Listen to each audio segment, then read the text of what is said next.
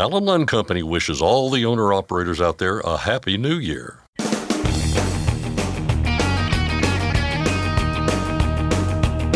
OOIDA, representing America's truckers since 1973, presents Landline Now with your host, Mark Reddick.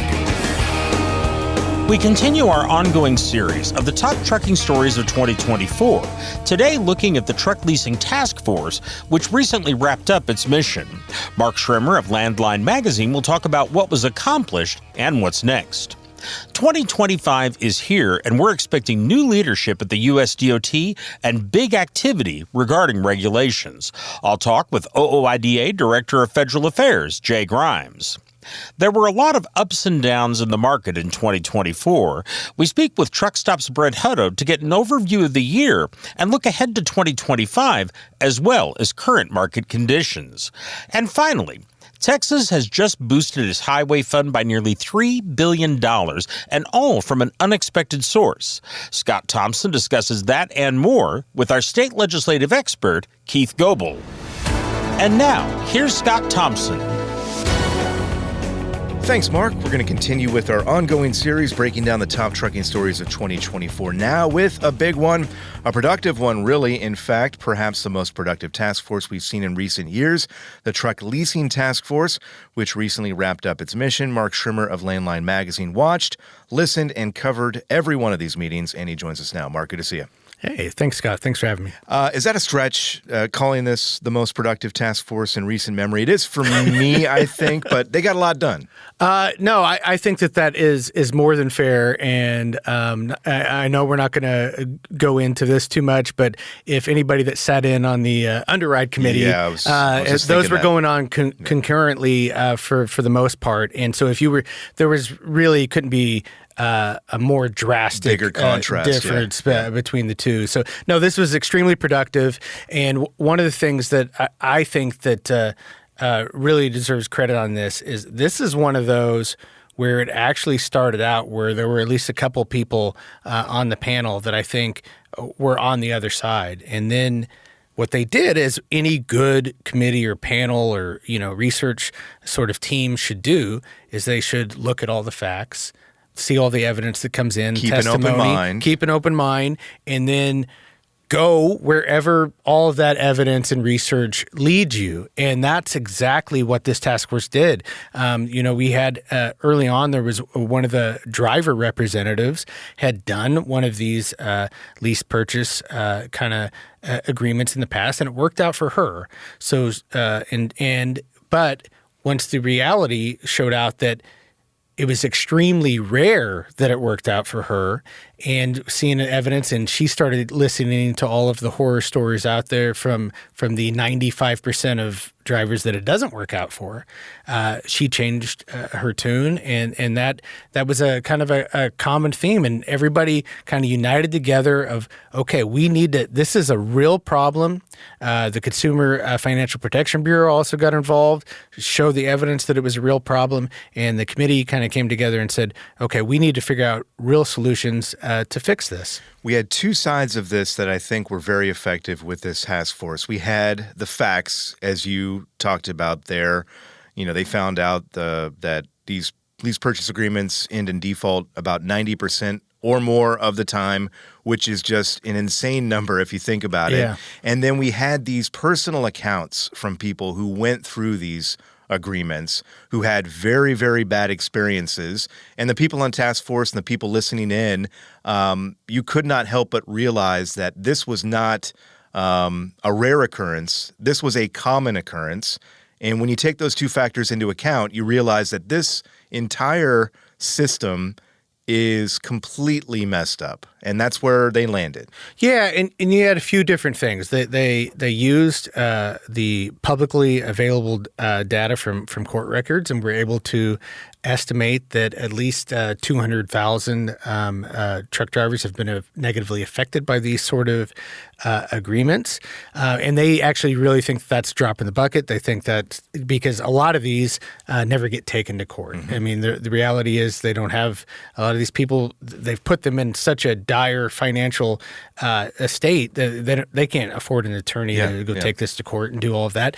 So, but they're saying hundreds of thousands of these have occurred. And also, like I mentioned, the Consumer Financial Protection Bureau, they went through and looked at these examples of these contracts and showed how lopsided they are in favor of the carrier, that there's the odds of a driver being able to succeed in those contracts is extremely rare because they set it up that way. And one of the things, I think Ryan Kelly of the CFPB said, if you have a model where your agreements fail 90% of the time, you wanted it to fail. It's like, that's not a coincidence. You don't go, well, why are these drivers What's going on? What's going on? Yeah, we should keep this exactly the same, but what's going on? It's obviously they would have adjusted it, and they were like, okay, we need to figure out a way for more drivers to do this. And Steve Rush, who's the kind of the chairman of the committee, another thing that I thought that he said that was really spot on was, think about it, is if there's no motivation for these motor carriers for the drivers to succeed too. When you think about why would they be setting up programs that would make a new competitor in the market? Because that's essentially what you would be doing, is that you would, you'd have this lease purchase and then now they would become a full-fledged owner-operator, and now you'd be competing against them. There's no reason. But what in actuality is happening is that a motor carrier is treating them exactly like an employee. They're not an owner-operator, yet that employee is paying for the truck. That employee is paying for the maintenance on the truck, the fuel, everything, and it is, it is a huge benefit to the carriers that are just raking it in, and inevitably they're going to become delinquent on these because they're set up for that to happen, and then they're going to reclaim that truck and they're going to do it to the next person, and that's what it's a debt cycle that just repeats itself over and over again.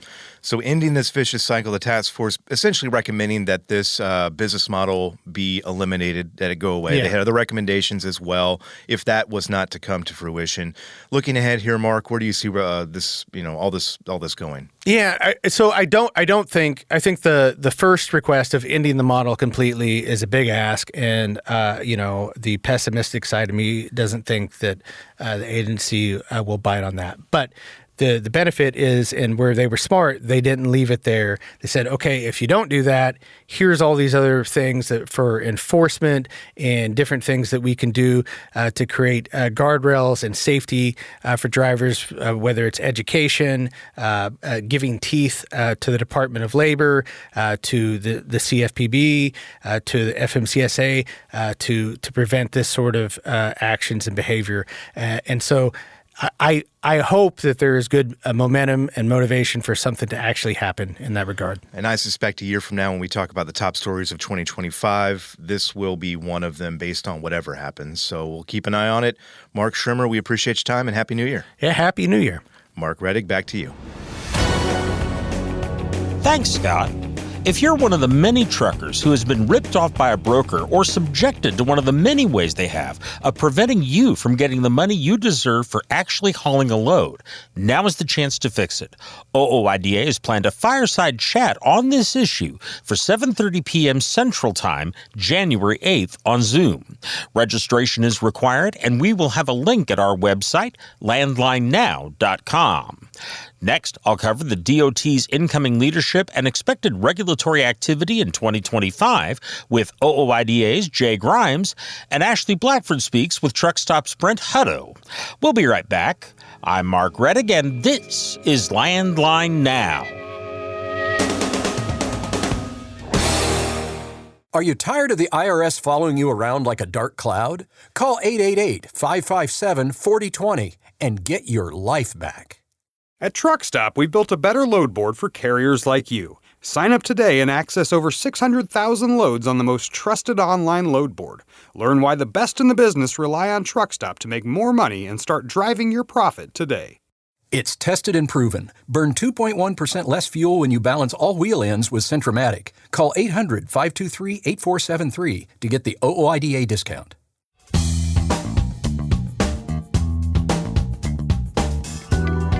We are starting a new year, 2025, and we're expecting a lot of change in government over the next month or so and beyond, including new leadership at the U.S. Department of Transportation and some big activity regarding regulations. Welcome back to Landline Now. This is Regulatory Roundup, and I'm Mark Rettig. I'm joined as always by OOIDA Director of Federal Affairs, Jay Grimes. Jay, how are you doing? Doing well, Mark. Happy New Year. Well, Happy New Year to you. Let's go ahead and start with President-elect Trump's pick to head the Department of Transportation. We have talked about it before, but just for everyone out there, who is this and what can you tell us about it? Yeah, the nominee is Sean Duffy. He was a former congressman in the House of Representatives from Wisconsin from 2011 to 2019. During his time in Congress, he had some activity in some trucking issues. From our perspective, most notably opposed some of the ELD requirements that went into effect in 2017 and supported our efforts for small business relief there. But his primary role in Congress was on the Financial Services Committee. Since his time in Congress, he has been a Fox News contributor and certainly familiar with the president. I think he's got a pretty strong reputation being able to work here in Washington. And I think that's been shown in some of the meetings that he has conducted with Senate Commerce, Science, and Transportation Committee members here over the last couple of weeks. Well, you mentioned those meetings with the members of the Senate Commerce Committee. And of course, that's because that committee covers transportation policy matters. Who did he meet with on the committee and why them in particular? Yeah, so he's met with a host of senators on the committee, both on the Democratic and Republican side. I know he began with Senator Cruz, the chairman of the committee, but since has met with Senator Todd Young from Indiana, Gary Peters from Michigan, Jackie Rosen from Nevada, Brian Schatz from Hawaii, Peter Welch from Vermont, Susan Collins from Maine, and I think he's met with a few others, Cynthia Lummis from Wyoming, who has been a truck parking advocate as well. So he's gotten through most of the committee, and I haven't heard a whole lot of opposition quite yet. I think it's been mostly positive reactions, especially from a couple of Democrats. I think Tammy Duckworth from Illinois, one of the chairs of the transportation subcommittees, or current chair, she's going to be ranking member here in a couple, starting, I guess, tomorrow. Said no untoward allegations that come out, and also has been support from Wisconsin Democrat Tammy Baldwin too. So we are still awaiting when his confirmation hearing will be officially scheduled. I know Chairman Cruz wanted to get that here in the first couple weeks of January. But based on everything that we've heard and from these meetings that have taken place with senators on the committee, it seems that his support, it's not likely going to be unanimous, but is certainly going to be enough to get confirmation. And I think given some other considerations, don't think anything will hold up the process here. So next step is going to be that confirmation hearing, and you never know how those can unfold. And certainly, if he doesn't perform well in that, could bring up some obstacles, but I'm not anticipating that will happen. So, as of now, I would expect Mr. Duffy to get confirmation, but unclear exactly when the confirmation hearing will take place, and then his full Senate confirmation will have to take place after that. Transportation policy has traditionally been bipartisan. We've talked about that many times, and it certainly seems from what you're saying that his support is kind of developing a bipartisan nature, but a lot of other areas that used to be bipartisan really aren't anymore. Is there a real divide between the parties on transportation policy, or could that affect Mr. Duffy's nomination? In the transportation sector, it's certainly not as partisan and divisive as some other issues. But of course, kind of given the nature here in Washington, I think it's going to be tough for just about anyone to get a unanimous vote for any post. But I think kind of considering the tea leaves, considering some of the reactions and responses from these meetings, I think he's going to get more than just a slim majority on the Senate floor if the process gets along that far, but to be determined.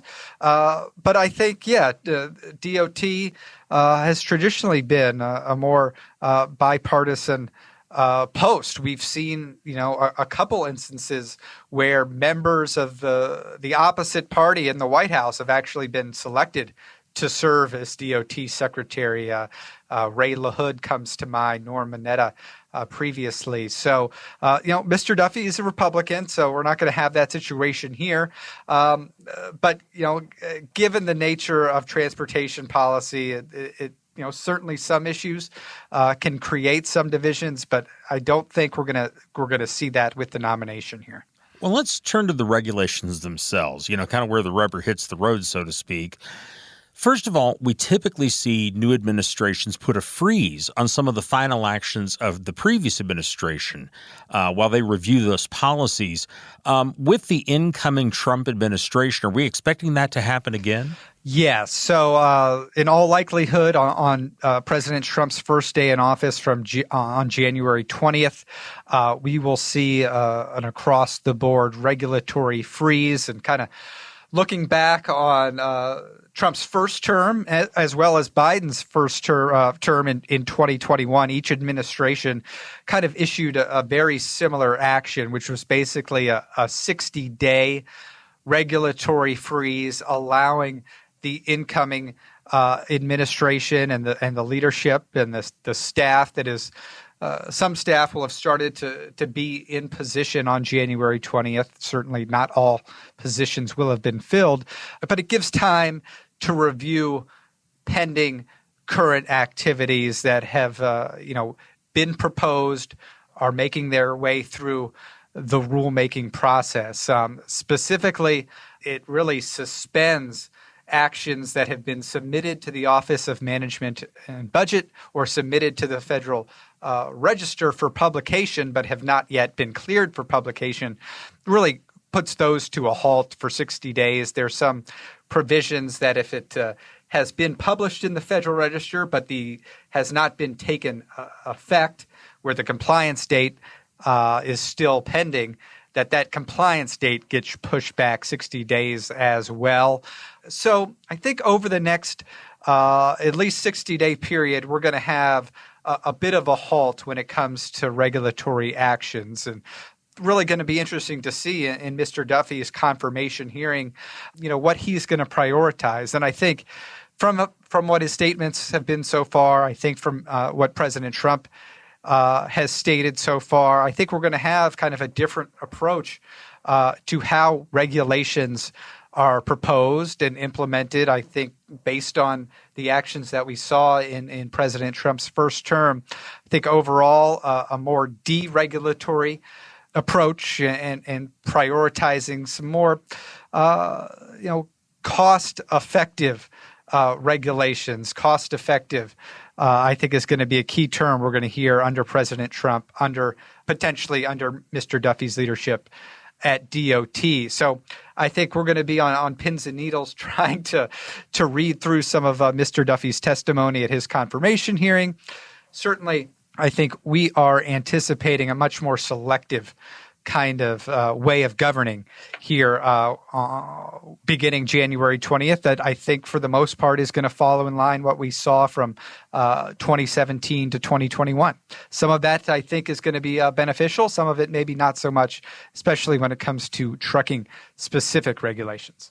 Well, speaking of those trucking-specific regulations, going back to the freeze here, do we know of any regulations or any proposed regulations that are likely to be affected by this regulatory freeze? Yeah, certainly some of the regulations that have, really been undertaken over the last 4 years but have not been formally finalized, I think are the ones that are going to be delayed for sure. One that jumps immediately to mind is the heavy-duty automatic emergency braking rule. And this was a provision that was enacted by Congress requiring DOT to undergo a rulemaking process to ensure that automatic emergency braking systems are equipped on all heavy-duty vehicles, and that's kind of a separate rule. They've already finalized another rule on light and medium-duty vehicles on the AEB systems. But on the heavy-duty side, this was a proposed rule that was released in the spring of 2023. And when it came out, it really raised our eyebrows and I think really fell short of what we were hoping to see in terms of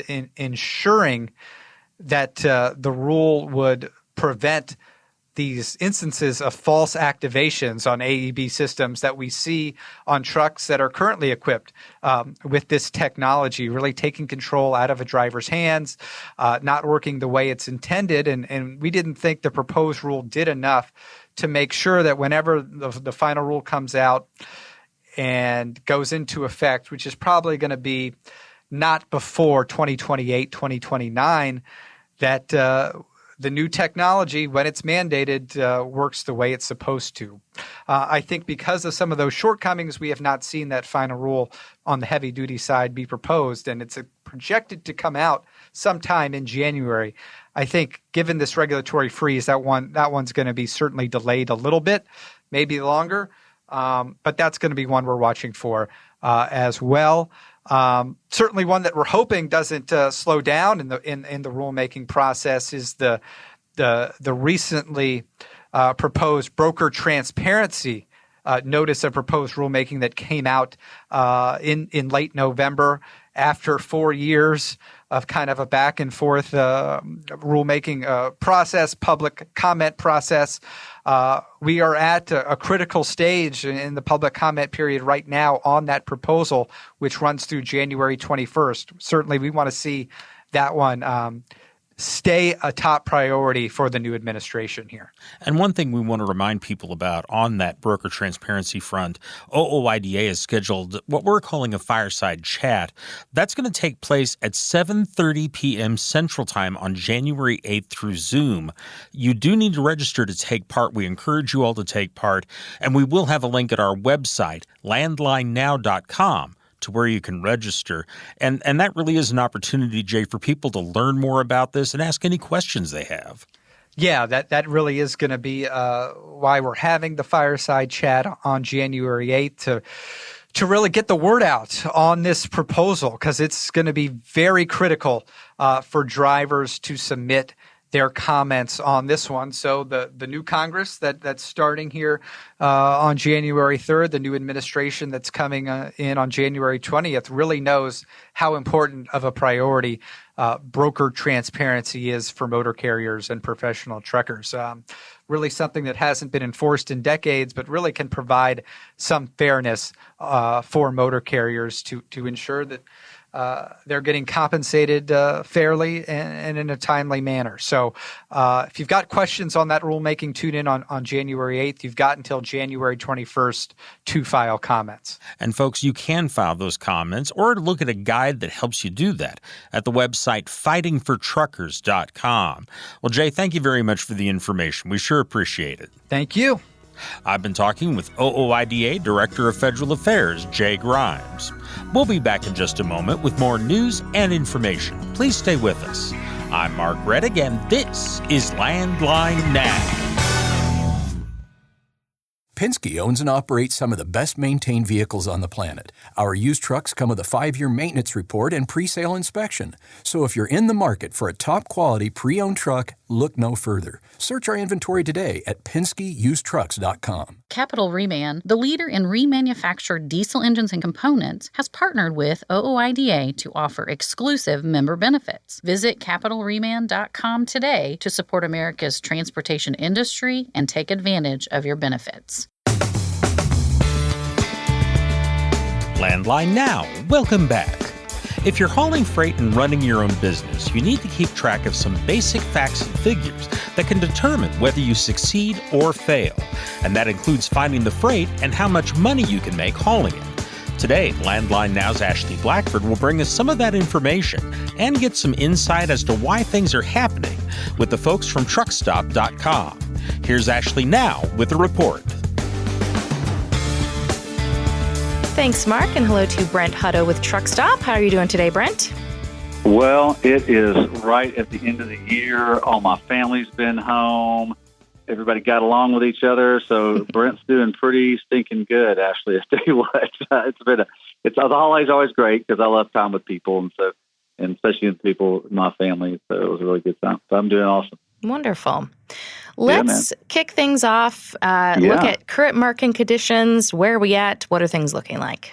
Yeah, I always want to make sure we start with the current market conditions because we live in today, and trucking is a today business. It's what's going on today, especially in the spot market where the owner-operators and small fleets live. You know, the OIDA member and the Truckstop customer, that's the owner-operator, really small fleet operation. So my song for this week, and this is a dual week, weeks 51 and 52. So we are finishing the year. My song was Crosswind by Chris Stapleton. It's such a great trucking song. If you don't know that song, go out and listen to it. I love the line, sometimes what drives a man ain't nothing but a matter of will. And so I think about truckers because I just think like their will to continue trucking is really what keeps them strong. And even though they've survived the last two really kind of difficult, challenging years, inflation-wise, price-wise, or rates-wise. But the current market is actually, these 2 weeks, and even into next week, even in the first part of the new year, is a pretty good week to haul because rates go up. Now, availability of freight goes down. In other words, there's just less freight to be moved because people take time off. But rates go up. And so we saw that. So we saw that the pressure in the market went down to kind of right about normal, and that load postings decreased a little bit. I mean, there was an increase and a decrease. If you go week 51, it was an increase. If you go week 52, it was a decrease. So it kind of went up by about almost 5% and went down by a pretty good significant, like 10 or 12%. But the point is, the big thing is this, is how you get paid, right? It's rates. So rates actually increased 12 cents over those 2 weeks, which is remarkable. And that's a good thing. So the current market rate is $235, which is the highest it's been in quite a while. And where you look at van rates, it went from 204 to 216. Well, that's a giant increase for van. Flatbed kind of stayed even. Those are industrials, housing, and stuff like that. But refrigerated went up 26 cents over those 2 weeks, which is remarkable. So when you and I talked a couple of weeks ago, we said last time we made sure we let owner-operators and small fleet operators know, look, it's going to be a good market. There'll be some opportunities for you to look for those markets, know your data, know where to look, and those sort of things. But one of the other good things is that the outbound tender reject index, which is, remember we talked about, that's the contract marketplace. 5% is kind of where the stability of the market is. In other words, that if there's 5% of the contract freight being rejected, in other words, kind of being pushed back into the marketplace, and then the marketplace is stable. If it's above that, then spot rates should go up. And boy, did it increase. It went from, we've been kind of going along the last couple of months at about 5.5% to 6.5%. It went up to almost 9%. And there were a couple of days it was over 10% of the freight being pushed back into the market or pushed back into the spot market. So that's a really, really big, important thing when it comes to the actual where the market is, because that'll drive rates up. And we kind of saw that. We saw that with not only the seasonal increase of this 2 or 3 week period of the Christmas holidays, but what we saw when you see things reacting normally, that's a good thing for trucking. It's a really good thing for trucking. And so that's kind of where we are, which is kind of like it's increasing. We should start to see some better things next year. I know you and I'll talk a little bit about that, but that's where the current market is. Now, you always have some good advice. What are some important industry points owner-operators should be aware of? Well, thank you on that. What I like to look at is that what's kind of going on. So what are the ups and downs in the market? And so, we've had kind of what's been a downshift in the market for 24 months or 26 months. And by the way, there was 26 months of upshift during the pandemic where we all hopefully, truckers made so much revenue that it was remarkable. It was the most they've ever made in the history of their operation. But we're balanced out in the market. We had 26 months of ups, and we had 26 months of kind of downs. And so now we got a normalized market where we're going to have the shift since October, Ashley. And this is where I want all owner operators to hear this and hear this clearly. the marketplace began to shift back into a more positive outlook for owner-operators in October.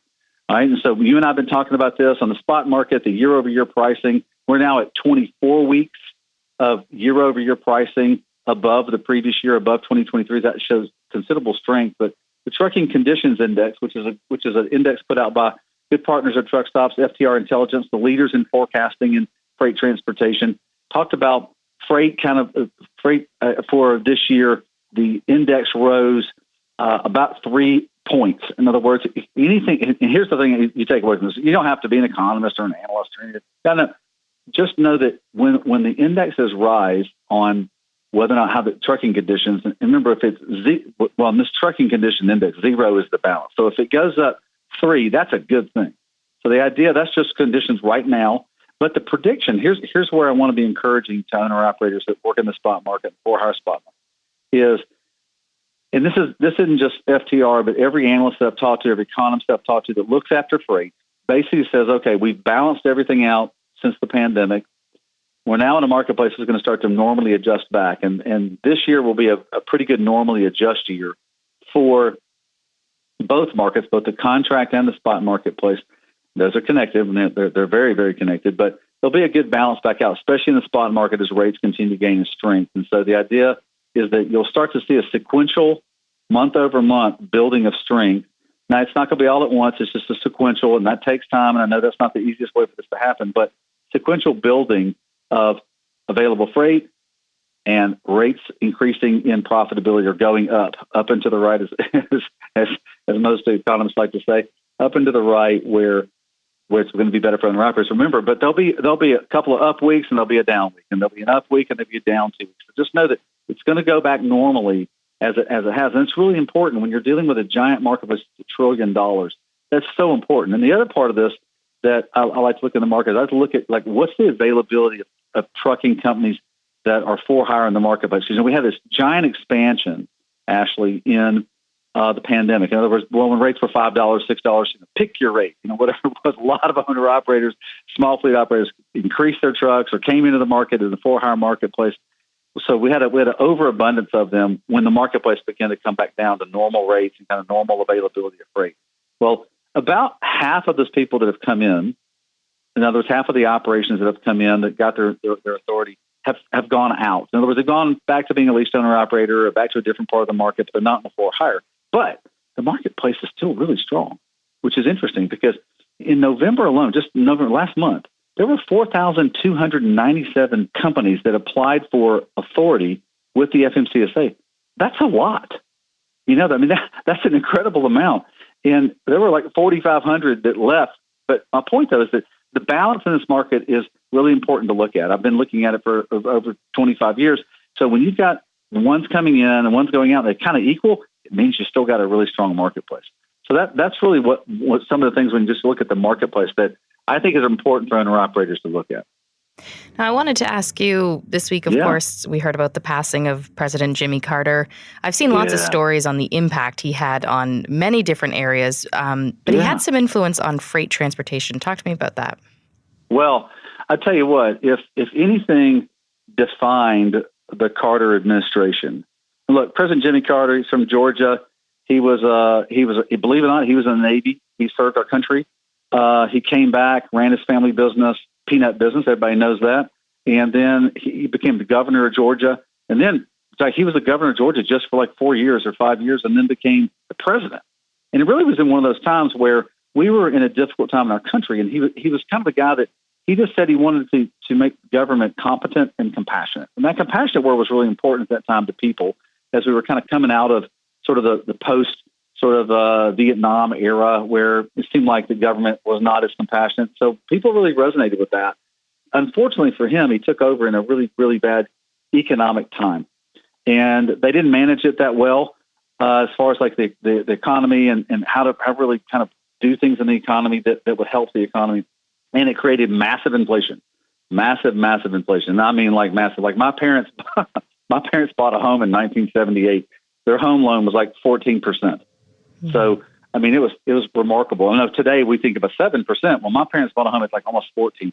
So, it's always in your perspective. But But the thing that he's going to be most well known, other than being the president of peace, which is what he was once he kind of got out of office, he was a real peace guy, which is really admirable. I respect him highly for that.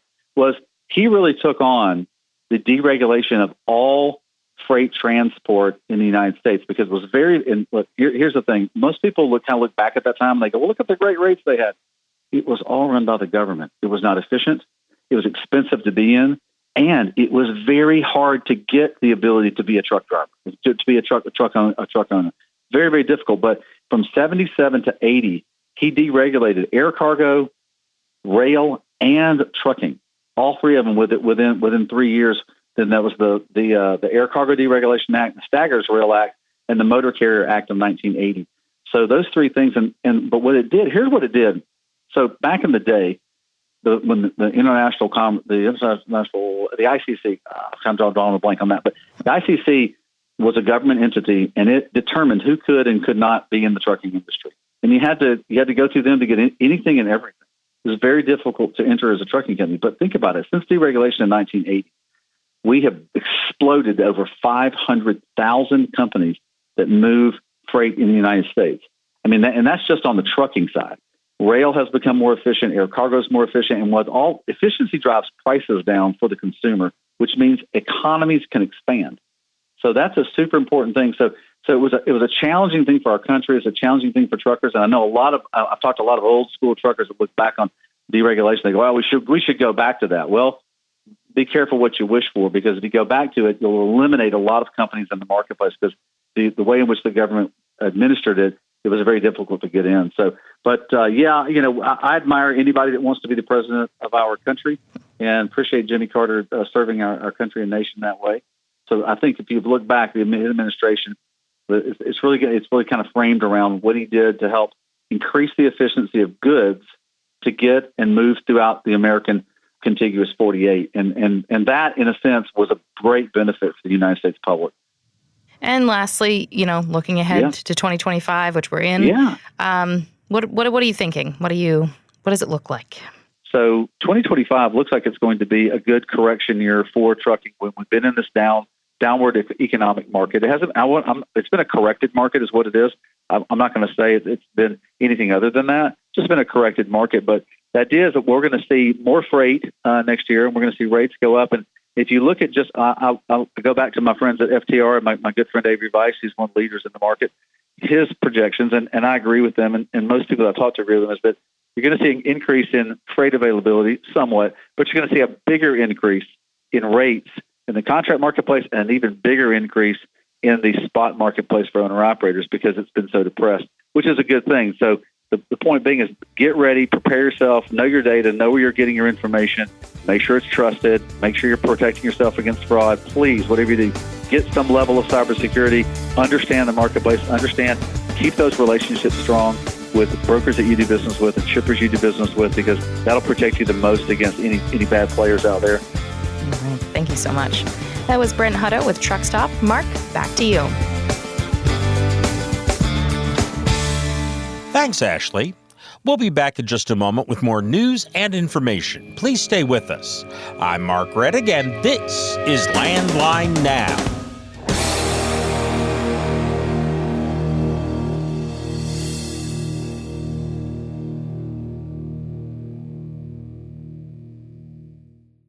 Running on ultra-low sulfur diesel? Stay protected this winter with Howe's Diesel Treat and Diesel Lifeline. Steer clear of gel and ice with North America's #1 trusted brand. Find Howe's products nationwide at select retailers, auto parts stores, truck stops, and on Amazon.com. Truckdown.com. Whenever you have a breakdown, you need Truckdown.com. 24/7 access to 40,000 verified heavy-duty repair vendors nationwide. Vendor choice. Owner-operators rejoice. Truckdown.com. Since you started, what you've loved about trucking is the freedom. Heading out on your favorite route, a good driving song, and thinking about truck insurance. Well, maybe not that last one. That's why we're here. At OOIDA, we have a full range of truck insurance products, expert advice, and great customer service, helping you get the right coverage for your operation. Go to OOIDA.com, because your job is to drive. Our job is to help with everything else. And we're back. Scott Thompson here, joined by Keith Goebel of Landline Magazine, which can mean just one thing. It's time for our weekly state legislative update, and today we'll be spending a little time in the Lone Star State. Keith, good to see you. Scott, how you doing? Doing just fine. They say everything is bigger in Texas, Keith, and I guess that goes for the state's transportation funding as well, because it just got a big boost. A big boost, really big boost. Yeah, definite, a big shot in the arm down there in Texas. Texas, I have to, I don't know. I don't want to go. I don't want to go on a thing here, but go on a thing. It's okay. You know how big the state of Texas is, right? And how there's quite a few people down there. I mean, it's I don't want to say that there is a state that's not significant, but Texas it's got some significance. Yet they're only at the State House every other year.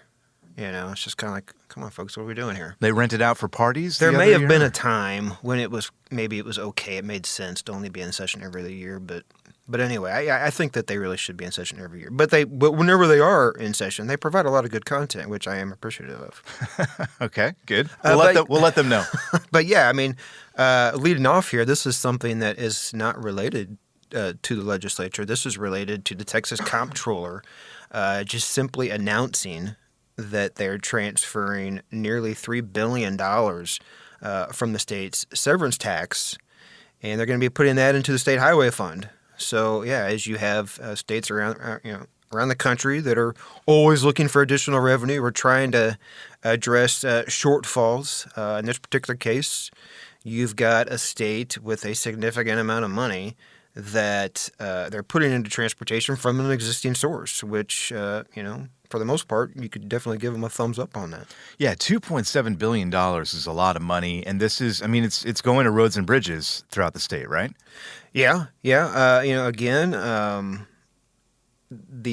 This severance tax, why? How did they get here? I mean, they've got an existing formula. I mean, if the amount of tax revenue that is coming in, it exceeds a certain amount above the formula. There is a lot of additional money that's available to the state, and in this particular case, you've got the fact that highway funds there in the state are having a difficult time keeping up, and what this revenue is going to be able to do is be applied for projects that are unrelated to tolls. So it's going to be going for those, roads that you don't have to pay to travel on, which is definitely nice. Going for construction, maintenance, the like with that. So definitely a win situation as far as this highway fund.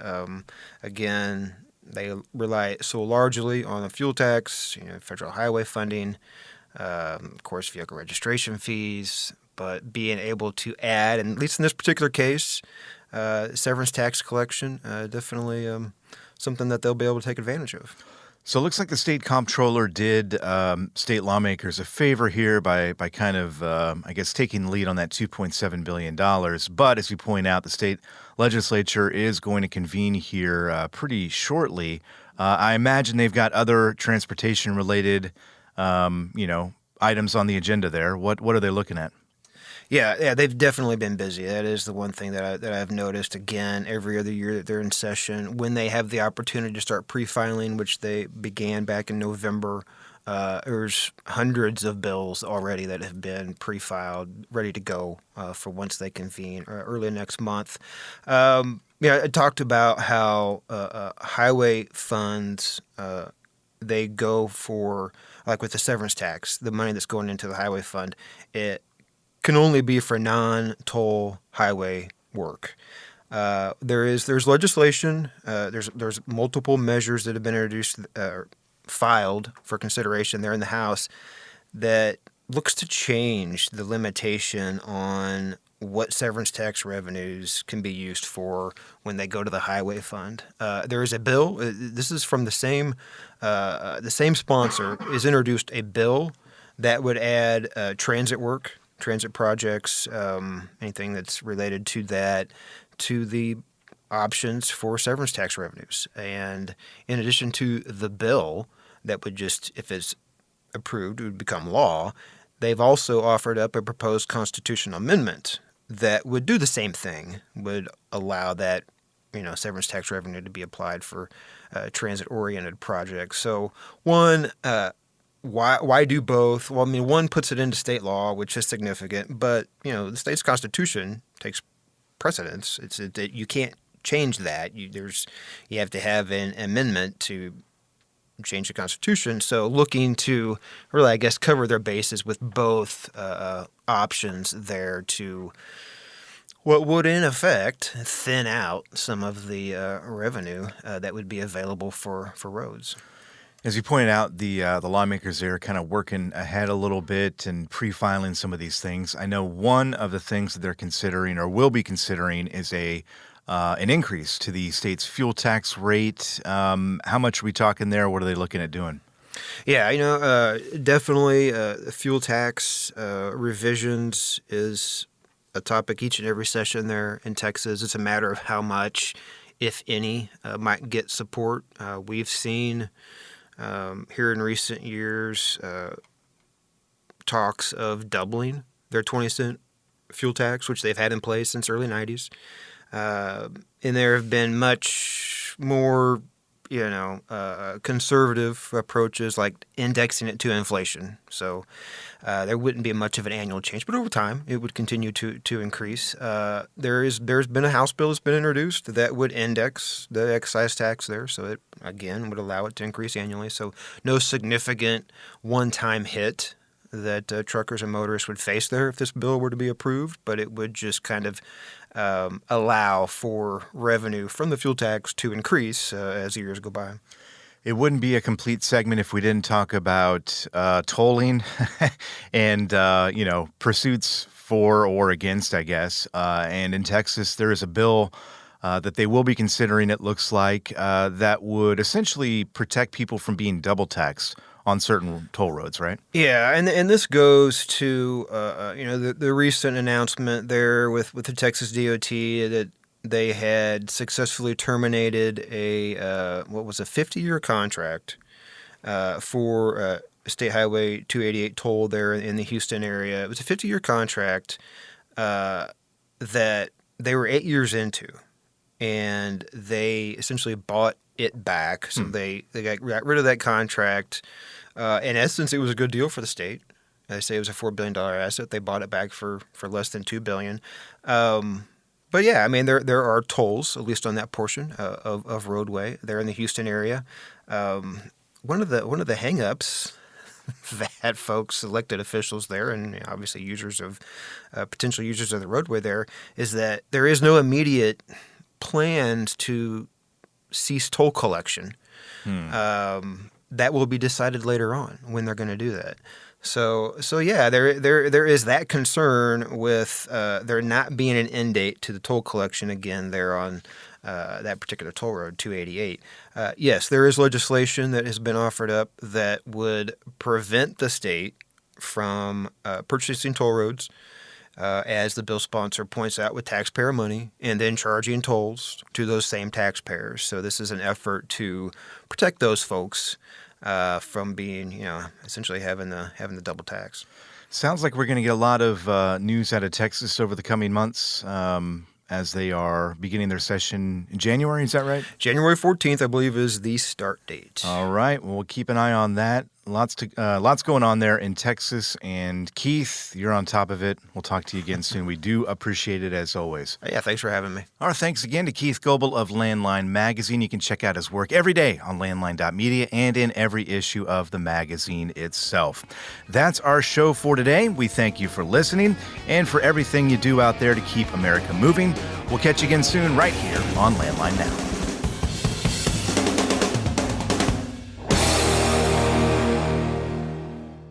Thanks for listening. Be sure to like and subscribe. If you want more content, go to landline.media to get updated news, information, and archived editions of our show. Once again, that's landline.media.